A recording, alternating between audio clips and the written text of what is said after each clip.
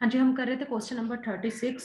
ठीक है, तो यहाँ पे क्या आ जाएगा हमारे पास, the force acting on a current carrying conductor in a magnetic field is best observed by, the first option is Maxwell's thumb rule, B Fleming's right hand rule, third Fleming's left hand rule, and option D is none of these. तो यहाँ पे हमारे पास हमने क्या क्या कर रहे थे कि जो फ्लेमिंग्स का लेफ्ट हैंड रूल है उसी से हमें इसका बेस्ट हम उसका ऑब्जर्व कर सकते हैं। ठीक है, फ्लेमिंग के लेफ्ट हैंड रूल के अकॉर्डिंग हम ये करते हैं। तो यहाँ पे क्या था हमारे पास कि जो थंब था वो हमारे पास फोर्स कर रहा था, फोर्स को रिप्रेजेंट करता है, और जो हमारी फोर फिंगर है that represent a magnetic field, और जो आपका मिडल फिंगर आ जाती है डेट शोज द जो करंट की डायरेक्शन है वो वहां से पता लगता है। ठीक है, और यहाँ से हमें याद कैसे रहेगा, राइट हैंड थंब रूल, जो राइट हैंड सॉरी रूल है हमारे पास, फ्लेमिंग्स का राइट हैंड रूल भी है एक, उसमें हमारे पास फोर्स की जगह बस क्या होता है, मोशन ऑफ द कॉइल होता है। ठीक है ना, बट लेफ्ट में हमारे पास क्या होता है, फोर्स होता है। तो यहाँ से आप ऐसे याद रखो कि लेफ्ट में एफ पड़ रहा है ना, तो एफ से यहाँ पे भी फोर्स है, तो एफ से एफ आप याद रखो कि लेफ्ट से ये फोर्स वाला है। ठीक है ना, फ्लेमिंग्स लेफ्ट हैंड रूल। और जो राइट वाला है वहां पे क्या हो जाता है, मोशन ऑफ द कॉइल होता है, बाकी सारा कुछ सेम होता है। ठीक है ना, जो हमारे पास बाकी का ये जो फोर फिंगर का है और मिडिल फिंगर का है, that is the same, four finger shows the direction of the that is magnetic, जो हमारे पास डायरेक्शन है मैग्नेटिक फील्ड की, एंड हमारे पास जो मिडिल फिंगर है that shows the direction of the induced current. ठीक है, तो यहाँ पे हमारे पास क्या है, इसका राइट आंसर ऑप्शन सी आ जाएगा इसका right answer. Okay, so next हमारे पास आता है question number 37, the direction of magnetic field lines in the region outside the outside the bar magnet is. ठीक है, हमारे पास जो मैग्नेटिक फील्ड लाइंस होती हैं जो बार मैग्नेट के बाहर कैसे होती है उसकी डायरेक्शन, तो हमें पता है, हम पहले भी डिस्कस कर चुके हैं, जो इसकी बाहर की डायरेक्शंस होती हैं that is from the north to south. ठीक है, हमारे पास नॉर्थ टू साउथ होती है बाहर। ठीक है, जो भी हमारे पास बाहर ऐसे बन रही है बाहर सारी क्या होते हैं, नॉर्थ टू साउथ होती है। जो इसके अंदर होती है मैग्नेट के अंदर that is from the south to north. ठीक है, तो यहाँ पे होते हैं from north pole to the south pole, तो हमारे पास क्या आ जाएगा, option A is the right answer. ठीक है, इसमें आ जाएगा option a. Question number 38. According to right hand thumb rule, direction of what is indicated by the thumb? Right hand thumb rule में जो thumb है उससे कौन सा डायरेक्शन पता लगता है हमें। ठीक है, उससे हमें पता है इलेक्ट्रिक करंट का होता है। ठीक है, इलेक्ट्रिक करंट का option A is the right answer, क्योंकि जो बाकी की फिंगर्स होती है वो हमें क्या दिखाती है, that shows the direction of flow of the magnetic field. So इसमें आ गया हमारे पास ऑप्शन ए। चलते हैं नेक्स्ट क्वेश्चन पे। Question number 39, what type of current is obtained from a battery. एक बैटरी से हम किस तरह का करंट मिलता है। देखो, जो हमारे पास घरों में आमतौर पे यूज किया जाता होता है करंट, वो हमारे पास होता है एसी करंट। ठीक है, और जो जितनी भी ये बैटरीज वगैरह होती हैं उसमें जो करंट होता है that is for DC, direct current होता है। ठीक है ना, सो ऑप्शन बी आ जाएगा हमारे पास right answer. Next question number 40. Dash is the rule used to know the direction of induced current in the circuit. ठीक है ना, जो सर्किट में induced current होता है उस रूल को हम क्या कहते हैं। ठीक है, कौन सा हम यूज करते हैं रूल induced current के लिए, Fleming's left hand rule, Fleming's right hand rule, right hand thumb rule, या एम्पियर्स रूल। ठीक है, तो इसलिए इसके लिए हम क्या करते हैं, right hand rule, Fleming's right hand rule हम यूज करते हैं। सो ये मेरे पास आ जाता है option B is the right answer. ठीक है, तो इसमें बेसिकली क्या होता है, ये हम जनरेटर्स वगैरह में हम यूज करते हैं, जहां पे क्या करते हैं हम मोशन ऑफ द कॉइल से हम हमारे पास थंब आ जाता है, देन हमारे पास मैग्नेटिक फील्ड की डायरेक्शन आ जाती है, जो हमारी मिडिल फिंगर होती है वो हमें शो करती है what is the direction of the induced current. ठीक है, तो ये यूज होता था हमारे पास जनरेटर वगैरह में। तो यहाँ पे हमारे पास क्या आ गया, option B is the right answer. Question number 41, which magnet is use to lift heavy goods. Heavy goods के लिए क्या कौन सा यूज करते हैं हम मैग्नेट, क्या that is U shaped, bar magnet, electromagnet, या सिंपल मैग्नेट।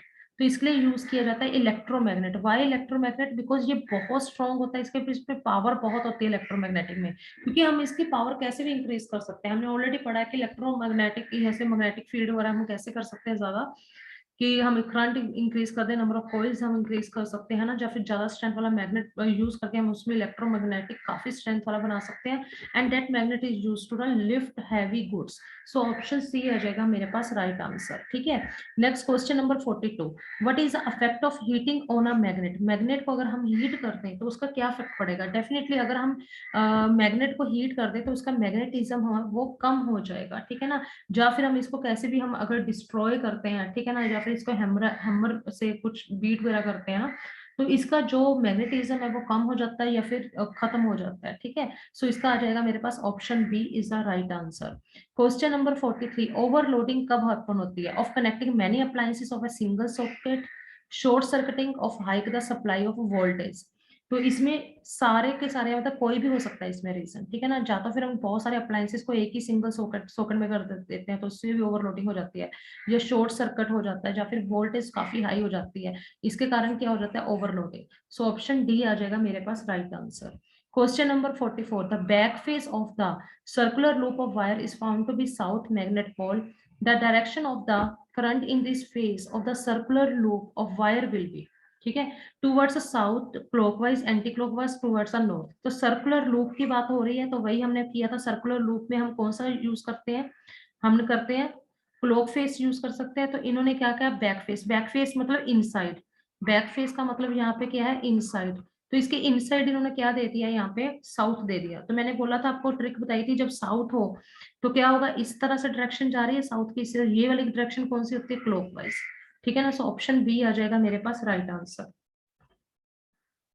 नेक्स्ट मेरे पास आ गया question number 45, the magnetic field inside a straight solenoid carrying current. तो जो सोलेनॉइड के अंदर होता है उसके अंदर कितना करंट होता है? मैग्नेटिक फील्ड जो इसके अंदर जनरेट होता है, सॉरी, जो सोलेनॉइड कैरिंग करंट होता है उसके अंदर का जितना मैग्नेटिक फील्ड होता है वो कितना होता है? जीरो होता है उसके अंदर मैग्नेटिक फील्ड, या कम हो जाता है जब उसके हम टूवर्ड्स इसके एंड तक जाते हैं, इंक्रीज करता है if as we move towards its end, या फिर सेम होता है इसके ऑल पॉइंट्स पे? देखिए जो सोलेनॉइड होता है ना, इसके बीच में जो होता है ना magnetic field, that is the same at all points, उसका यूनिफॉर्म होता है बिल्कुल इसके अंदर जो मैग्नेटिक फील्ड होता है, ठीक है ना। सो ऑप्शन डी आ जाएगा मेरे पास right answer. Question number 46, the essential difference between an AC generator and DC generator. AC और डीसी जनरेटर में क्या डिफरेंस होता है मेनली? देखिए मेनली अगर हम इसकी कंस्ट्रक्शन पढ़े ना एसी और डीसी जनरेटर, इसमें मेनली ये डिफरेंस होता है कि जो एसी जनरेटर होता है ना उसमें हमारे पास यूज होती है स्लिप रिंग्स, उसमें यूज होती है स्लिप रिंग्स, वाइल जो डीसी जनरेटर होता है उसमें हम यूज करते हैं स्लिट्स यूज करते हैं, जिसको कि हम बोलते हैं कम्यूटेटर भी बोलते हैं, जिसको हम क्या बोलते हैं? कम्यूटेटर। तो ये याद रखना है कि एसी में हम यूज करते हैं स्लिप रिंग्स, और जबकि हम डीसी में यूज करते हैं स्लिट्स यूज करते हैं, या फिर उसको हम बोलते हैं कम्यूटेटर भी बोलते हैं, ठीक है। सो मेरे पास क्या आ जाएगा? Option D is the right answer, ठीक है ना, आपके पास क्या आ जाएगा? Option D is the right answer.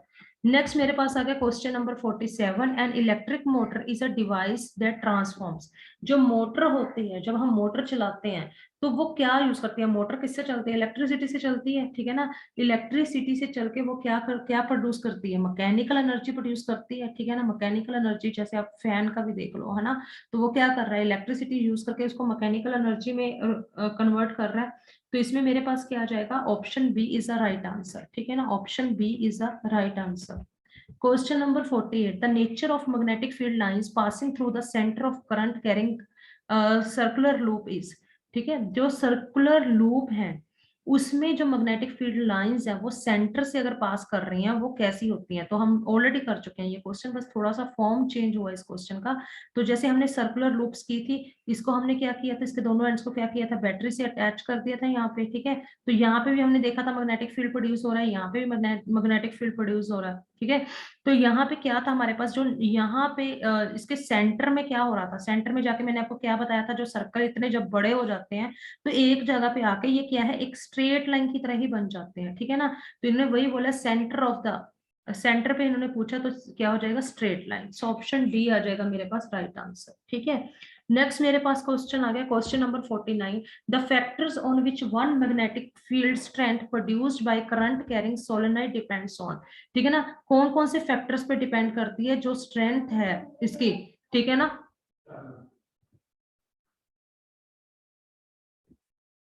So the factors कौन कौन से थे हमारे पास, जो सोलेनोइड करंट में करंट कैरिंग सोलेनोइड में मैग्नेटिक फील्ड स्ट्रेंथ के लिए रिस्पॉन्सिबल है। सो ये magnitude of the current, definitely अगर मैग्नीट्यूड ऑफ करंट बढ़ा देंगे तो obviously the magnetic field strength will also going to increase.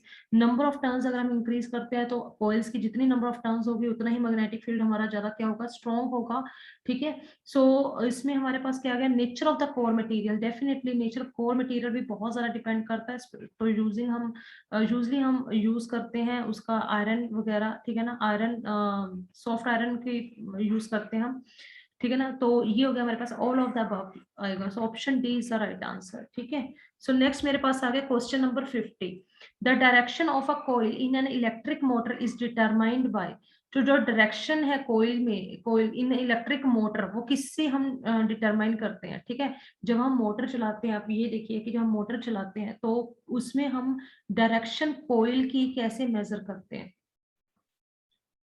कोयल की डायरेक्शन हमारे पास कैसे मूव हो पता लगती है, that is by the Fleming's left hand rule. ठीक है ना, लेफ्ट हैंड रूल से हमें पता लगती है। सो यहाँ से आ जाएगा मेरे पास option B is the right answer. ठीक है ना, कोयल की डायरेक्शन कैसे पता लगेगी, यहाँ पे by using the Fleming's left hand rule.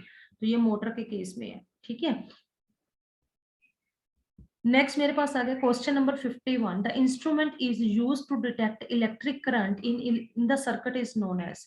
जो हम करंट को डिटेक्ट करने के लिए यूज करते हैं, तो करंट की डिफ्लेक्शन कौन शो करता है, that shows by the galvanometer. तो गैल्वेनोमीटर अगर थोड़ी सी भी डिफ्लेक्शन होना तो वो भी शो कर देता है, मतलब करंट की कि हाँ तो यहाँ पे इसमें क्या हम मूव करते हैं, जब मैग्नेटिक फील्ड ओरिएंटेशन कॉइल की चेंज करते हैं। तो बेसिकली मैंने आपको पहले ही बताया कि जब हम करंट को हमने इंड्यूस करना है, ठीक है ना, कॉइल के अंदर, तो वो हम कैसे भी कर सकते हैं। बेसिकली हमें रिलेटिव मोशन चाहिए, चाहे आप मैग्नेट को मूव कर दो, चाहे आप कॉइल को मूव कर दो, ठीक है ना। तो वही लिखा हुआ है यहाँ पे कि ज्यादा हम कॉइल को मूव कर दें या फिर हम इसकी ओरिएंटेशन चेंज कर दें इन द मैग्नेटिक फील्ड, वही बात होगी। या फिर मैग्नेटिक फील्ड इसके अराउंड चेंज करी जाए, मतलब basically we are talking about the relative motion. ठीक है, तो कुछ भी हो जाए तो यहाँ पे क्या आ जाएगा, ऑल ऑफ द अबव। तो ऑप्शन डी आ जाएगा मेरे पास राइट आंसर। ठीक है, नेक्स्ट मेरे पास क्या आ गया question number 53। AC generator works on the principle. जो जनरेटर है वो किसकी तरफ प्रिंसिपल पे वर्क करता है। तो जनरेटर करता क्या, क्यों यूज करते हैं हम, टू इंड्यूस द करंट, है ना, करंट इंड्यूस करने के लिए। तो वो उसका क्या होगा principle, that is electromagnetic induction. तो मेरे पास क्या आ जाएगा यहाँ पे, option B is the right answer. ठीक है, ऑप्शन बी आ गया मेरे पास right answer. Question number 54. The main advantage of AC power transmission over DC power transmission over the long distances is। जो AC power transmission होती है over DC power transmission over the long distance।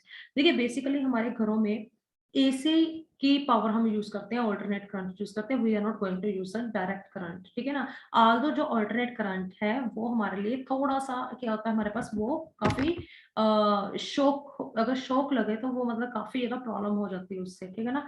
Although जो direct current है वो इतना ज्यादा shock create नहीं करते, मतलब ऑल्टरनेट करंट में तो ऐसा होता है कि साथ में ही मतलब आप बहुत बुरा इम्पैक्ट पड़ता है अगर शॉक लगे तो इंस्टेड ऑफ मतलब इतना बुरा इम्पैक्ट होने की बजाय भी हम घरों में एसी पावर यूज करते हैं। Why we are not using the AC power. उसका मेन रीजन यही है कि जो एसी पावर का ट्रांसमिशन होता है ओवर द लॉन्ग डिस्टेंसेस, तो वहां पे क्या होता है, एसी इसकी जो पावर है वो उसमें एनर्जी का काफी ज्यादा लॉस हो जाता है, क्योंकि इतनी दूर से पावर हाउस से हमारे घरों तक आनी होती है ना पावर।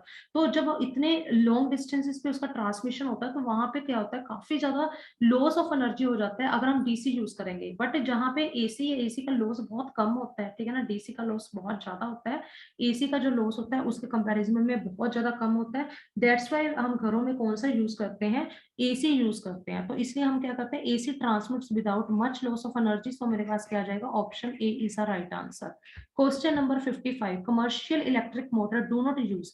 जो कमर्शियल इलेक्ट्रिक मोटर होती है वो क्या नहीं यूज करती, electromagnet to rotate armature, effective large number of coils of the wire in the current carrying coil, a permanent magnet to rotate the armature, a soft iron core on the coil is wound।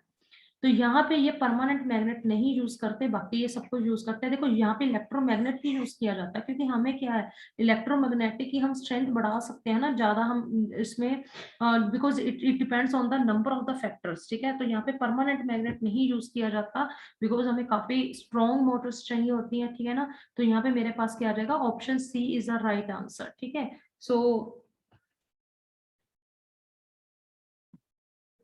Next बढ़ते हैं next question पे। Question number 56, the most important safety method used for the protecting home appliance from the short circuiting और overloading. ठीक है ना, तो हमारे पास safety method कौन सा हम यूज करते हैं फॉर प्रोटेक्टिंग होम अप्लायंसेस या फिर शॉर्ट सर्किटिंग या ओवरलोडिंग से बचाने के लिए, वो यूज द फ्यूज करते हैं। सो ऑप्शन बी आ जाएगा मेरे पास right answer. Question number 57, the direction of induced current is given by. जो हम करंट को इंड्यूस करते हैं उसकी डायरेक्शन फाइंड आउट करने के लिए हम कौन सा यूज करते हैं, we use the right hand thumb rule use करते हैं। ठीक है ना, राइट सॉरी थंब नहीं, right only right hand, Fleming's right hand rule. ठीक है ना, सो ऑप्शन ए आ जाएगा मेरे पास राइट आंसर, क्योंकि जो राइट हैंड थंब रूल है ये तो मैक्सवेल ने दिया था and that we use for the to determine the flow of the magnetic field. ठीक है, जो इंड्यूस करंट के लिए यूज किया जाता है वो left Fleming's right hand rule use किया जाता है, जो कि हम यूज करते हैं जनरेटर्स में। ठीक है ना, तो वहीं पे इंड्यूस करंट का यूज होता है। ठीक है, तो यहाँ पे आ जाएगा मेरे पास option A is the right answer. Question number 58, the insulation of earth wire blue red green white किस कलर की होती है। देखिए जो अर्थ वायर का होता है ना, दैट वी यूज्ड एज, ठीक है ना, वो होती है ग्रीन कलर की। ठीक है ना, जो होती है अर्थ वायर होती है ग्रीन कलर की। आप ऐसे ही याद रख लो कि अर्थ ग्रीन कलर की होती है, तो इसलिए वायर भी हम ग्रीन कलर के यूज करते हैं। जो रेड है that we use red for the live wire. ठीक है, लाइव वायर के लिए रेड यूज होती है, और जो हमारे पास होती है न्यूट्रल वायर, ठीक है ना, न्यूट्रल वायर के लिए हम यूज करते हैं ब्लैक कलर। तो ये याद रखना थोड़ा सा, ठीक है ना, इसके regarding. Next question number 59, in 1820 who accidentally discovered a compass, a needle got deflected when an electric current passed through a metallic wire placed nearby। तो हमने वही था 1820 में ही इसका रिसर्च हुआ था। तो वहां पे क्या हुआ था बेसिकली, जो इलेक्ट्रोमैग्नेटिज्म जो ये स्टार्ट हुआ था, क्योंकि अच्छा इस तरह से इलेक्ट्रिसिटी का इम्पैक्ट मैग्नेट पे है, मैग्नेट का इलेक्ट्रिसिटी पे है, ठीक है ना, दोनों को साथ में शुरू किया गया था। वो क्या था कि एक्सीडेंटली उन्होंने, ओस्टर्ड जी हमारे एक्सपेरिमेंट कर रहे थे कुछ, तो उसके पास में नीडल पड़ी थी, तो वो एकदम से उसने क्या शो किया, डिफ्लेक्शन शो किया। तो यहाँ पे क्या आएगा, ओस्टर्ड आएगा। सो यहीं से इन्हों से ही शुरुआत हुई थी। ठीक है ना, ओस्टर्ड से। तो ऑप्शन सी आ जाएगा आपका राइट आंसर। ठीक है, नेक्स्ट हम बढ़ते हैं क्वेश्चन नंबर 60 पे। The unit of magnetic field strength is named after that in his owner. तो ये किसके ओनर में रखा गया था, इसके मैग्नेटिक फील्ड स्ट्रेंथ का यूनिट ओस्टर्ड जी के ओनर में ही रखा गया था। सो यहाँ पे मेरे पास आ जाएगा answer c. What is the unit of magnetic field strength, वो यूज इट एज टेस्ला। हम क्या यूज करते हैं इसकी मैग्नेटिक फील्ड की यूनिट, टेस्ला। ठीक है, question number 61, a fuse should always be placed in the. Fuse हम कहाँ पे प्लेस करना चाहिए हमें, फ्यूज हम live wire of the main circuit, neutral wire, earth wire, any of the above. तो जो फ्यूज किया जाता है, जो किया जाता है, that is always connected with the live wire of the main circuit. ठीक है ना, लाइव वायर के साथ किया जाता है, और इसका जो मेल्टिंग पॉइंट होता है वो बहुत कम होता है। एंड ये भी याद रखना, जो फ्यूज को हम हमेशा कनेक्ट किस में करते हैं, सीरीज में कनेक्ट करते हैं। फ्यूज को हम क्या किस में कनेक्ट करते हैं, always we connect in a series. इसका मेल्टिंग पॉइंट लो होता है, उसको ऑलवेज कनेक्ट करते हैं with the live wire of the main circuit. ठीक है ना, ताकि ये जब एकदम से कई बार ज्यादा वोल्टेज आता है या ज्यादा करंट पास हो जाता है, तो वो मेल्ट हो जाता है फ्यूज एंड डिस्कनेक्ट कर देता है हमारे जो अप्लायंसेस को मेन सर्किट से। तो इस तरह से हम अपने अप्लायंसेस को बचा पाते हैं with the help of the fuse. ठीक है ना, सो ऑप्शन ए आ जाएगा मेरे पास राइट आंसर। ठीक है, सो नेक्स्ट हम बढ़ते हैं क्वेश्चन नंबर 62 पे। The magnetic field is a quantity that has. तो जो मैग्नेटिक फील्ड होता है that is a vector quantity. ये आपको याद रखना है कि जो मैग्नेटिक फील्ड होता है वो हमारे पास वेक्टर क्वांटिटी होता है, इसलिए इसकी दोनों होते हैं, इसके पास मैग्नीट्यूड भी होता है, डायरेक्शन भी होता है। So option C is the right answer. Question number 63, inside the magnet the direction of field line is from. तो मैग्नेट के अंदर क्या डायरेक्शन होती है फील्ड लाइंस के, तो ये हमने क्या किया था, जो फील्ड लाइन है उसके मैग्नेट के अंदर कौन सी लाइन होती है from the south to north, है ना, यहाँ पे था, सॉरी यहाँ पे नॉर्थ आएगा, नॉर्थ टू साउथ। ये बाहर हमारे पास नॉर्थ टू साउथ होती है, लेकिन इनसाइड पूछा है, इनसाइड हमारे पास होती है साउथ टू नॉर्थ। ठीक है, तो यहाँ पे आएगा south to north. So option B आ जाएगा मेरे पास right answer. Question number 64, the frequency of current produced by DC generator is equal to. जो फ्रीक्वेंसी है डीसी जनरेटर की कितनी है, ठीक है। डीसी जनरेटर क्या वो चेंज करता है अपनी डायरेक्शन? नहीं चेंज करता। तो इसकी फ्रीक्वेंसी क्या आती है? 0 हर्ट्ज आएगी। सो option A is the right answer. ठीक है। और अगर मैं एसी जनरेटर की बात करूं, उसकी फ्रीक्वेंसी जो हम आम घरों में हम यूज करते हैं, उसकी जो फ्रीक्वेंसी होती है क्या होती है? That is of 50 hertz. ठीक है ना, उसकी जो फ्रीक्वेंसी होती है वो क्या होती है? 50 हर्ट्ज होती है।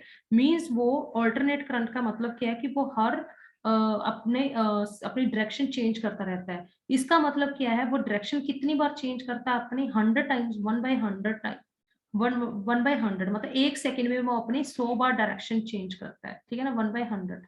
ठीक है, तो इसकी जो फ्रीक्वेंसी है that is a 50 hertz AC की। और अगर डीसी की बोलो that is a 0 hertz. Option A is the right answer. Next question number 65। When a current carrying wire is placed inside a magnetic field it will experience a. जब देखिए एक current carrying wire को place किया जाता है inside a magnetic field, तो वो क्या एक्सपीरियंस करता है? तो हमने एक एक्सपेरिमेंट किया था, इस तरह से यू शेप का क्या ले लिया था हमने? मैग्नेट ले लिया था। ठीक है ना, जब हमने यू शेप का मैग्नेट लिया तो यहाँ पे क्या किया, यहाँ पे मेरे पास क्या की, एक मैंने ऐसी कोई रोड रखी, उसके साथ मैंने क्या किया, एक आयरन की रोड यहाँ पे ऐसे अटैच कर दी। मतलब वो थोड़ी लूज थी, मतलब इस तरह से, मतलब वन एंड ही मैंने उसका टाई अप किया इसके साथ। ठीक है, और इसको मैंने क्या किया, यहाँ से मैंने इसको बैटरी के साथ कनेक्ट कर दिया। ठीक है, और यहाँ पे सिर्फ एक यू शेप का मैग्नेट पड़ा है। अब क्या हुआ यहाँ पे, जब ये क्या हुआ, ये हमारे पास मैग्नेटिक फील्ड में रख दिया हमने, ये एक मैग्नेटिक फील्ड है, और ये क्या हो गया? करंट कैरिंग कंडक्टर हो गया। ठीक है ना, तो जब ये हुआ तो ये क्या हो गया, एक क्या लगी इसमें फोर्स अपीयर हुई। क्या अपीयर हुई? फोर्स। ठीक है ना, जिसके कारण इस रोड ने क्या है, डिफ्लेक्शन शो की थी, मतलब इस रोड ने मूवमेंट शो की थी अपनी। तो मूवमेंट किस वजह से हुआ? क्योंकि उस पर क्या लग रही थी? हमारे पास फोर्स लग रही थी। सो मेरे पास क्या आ जाएगा? Option B is the right answer. ठीक है ना, ऑप्शन बी आएगा right answer. Next question number 66। In Fleming's left hand rule the four finger indicates the direction of.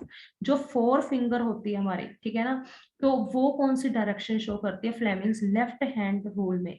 तो फोर फिंगर दोनों में ही सेम है। जो फोर फिंगर होती है वो हम यूज करते हैं, that is option c, magnetic field. ठीक है ना, देखिए इसको याद कैसे रखा जाता है, जो हमारा थंब होता है, ठीक है ना, थंब होता है, और ये मेरे पास मान लो कि फोर फिंगर है, ये मेरे पास मिडल फिंगर है। ठीक है ना, ये मेरे पास क्या है? Middle finger. तो वैसे मुझे इस साइड पे बनाना चाहिए था, चलो एनीवेज, ये मेरे पास शो करती है फोर्स। ठीक है ना, ये हमारे पास होता है फोर्स, और ये मेरे पास होता है मैग्नेटिक फील्ड, और ये मेरे पास होता है करंट की डायरेक्शन। ठीक है, इसका हम हाथ पूरा ही कर देते हैं। तो ये इस तरह से होता है ना, तो ये मेरे पास जो थंब होता है दैट इज फोर्स, ये मेरे पास होगी four finger, and this is magnetic field, and the middle finger shows the direction of current. अब ये देखिए, इसको याद कैसे रखना है? एफ से याद रखो that is a father, M से याद रखो mother, and this current, C से याद रखो चाइल्ड। ठीक है ना, मदर फादर एंड चाइल्ड, इस तरह से आएगा। ठीक है ना, और ये जो फोर फिंगर होती है always shows the magnetic field. ठीक है ना, सो ऑप्शन सी आ जाएगा मेरे पास राइट आंसर। ठीक है, तो बढ़ते हैं हम नेक्स्ट क्वेश्चन पे। Question number 67। When a current carrying conductor is placed in the magnetic field such that the direction of current is perpendicular to the magnetic field it experience a force is a principle of. ठीक है, कहते हैं कौन सा principal होगा? अब मुझे ये बताइए, करंट कैरिंग कंडक्टर है, उसको अपने मैग्नेटिक फील्ड में रखा।